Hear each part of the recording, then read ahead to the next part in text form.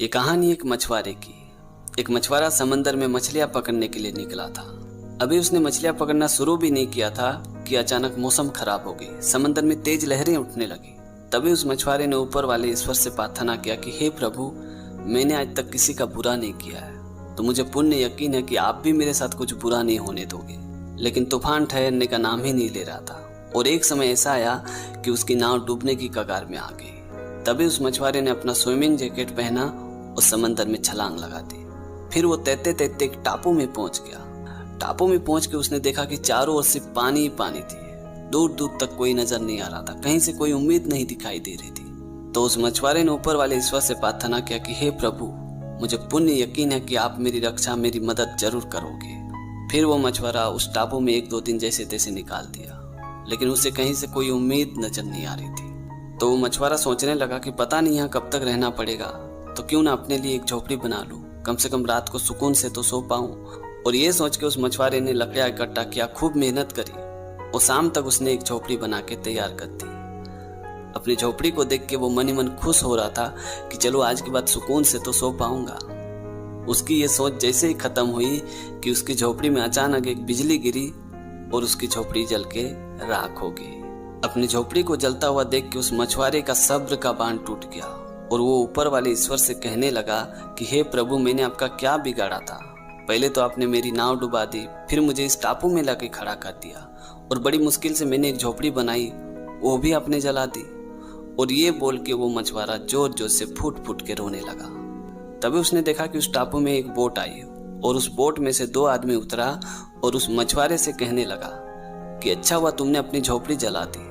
तुम्हारी झोपड़ी से जो धुआं उठ रहा था, उस धुएं को देख के हमें समझ में आ गया था कि इस टापू में जरूर कोई मुसीबत में है और हम लोग तुम्हें बचाने के लिए आए। ये वर्ड सुनते ही वो मछुआरा और जोर जोर से फूट फूट के रोने लगा और ऊपर वाले ईश्वर से कहने लगा, हे प्रभु, मुझे माफ कर देना, अनजाने में मैंने आपको बहुत ही भला बुरा कह दिया। मुझे नहीं पता था कि आप जो करते हो वो भले के लिए करते हो। तो दोस्तों, छोटी सी कहानी में ये सिखाती कि अगर आप ऊपर वाले ईश्वर पे भरोसा करते, यकीन करते, तो वो भरोसा, वो यकीन हमेशा बनाए रखना, क्योंकि ऊपर वाला हमारी मदद करने किसी न किसी रूप में जरूर आते हैं। ये कहानी एक अपाहिज पेंटर की, जिसे पेंटिंग करना बहुत पसंद था।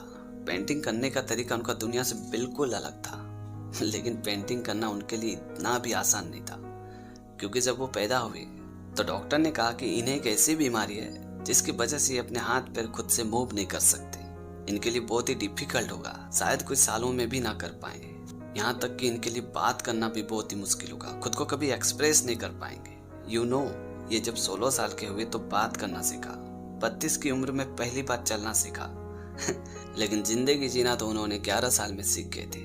जब उन्हें अपने फ्रेंड का टाइपराइटर मिला तो उनके मन में एक इच्छा जागी कि मुझे पेंटिंग करना है। अब नॉर्मल पेंटिंग करना तो उनके लिए बहुत ही मुश्किल था, क्योंकि वो हाथ अच्छे से मूव नहीं कर पाते थे, तो ब्रश पकड़कर पेपर में पेंटिंग करना बहुत ही मुश्किल था उनके लिए। और तब जाके टाइपराइटर से पेंटिंग करने का ख्याल उनके मन में आया और जो सिंबल होते हैं, एडललेट, हैशटैग, 1 2 नंबर, ABCD लेटर, इनको टाइप कर करके पेज में कुछ इस अंदाज में अपनी कलाकृतियां बनाई कि पेंटिंग बनाई। चाहे फेमस पर्सन के फेसेस की हो, एनिमल की हो या फिर नेचर की तस्वीर हो, ऐसी हजारों तस्वीरें उन्होंने बनाई और पूरी दुनिया में वो टाइपराइटर पेंटर के नाम से आज भी जाने जाते हैं। जी हाँ दोस्तों, मैं बात कर रहा हूँ पॉल स्मिथ की।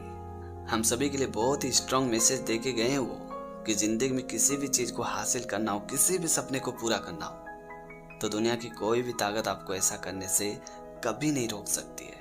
जरूरत है तो बस खुद पे विश्वास करने की और वो चाहत आपके अंदर होनी चाहिए। तो दोस्तों, आज की कहानी आपको कैसी लगी कमेंट करके ज़रूर बताना। और अगर आपने हमारे चैनल को अभी तक सब्सक्राइब नहीं किया तो प्लीज़ यार चैनल को सब्सक्राइब कर देना, क्योंकि इस तरह का कंटेंट मैं हमेशा अपने चैनल पे लाते रहता हूँ। तो आज के लिए इतना ही, मिलते अगले वीडियो में एक नई टॉपिक के साथ, एक नई कहानी के साथ। तब तक के लिए जय हिंद, वंदे मातरम।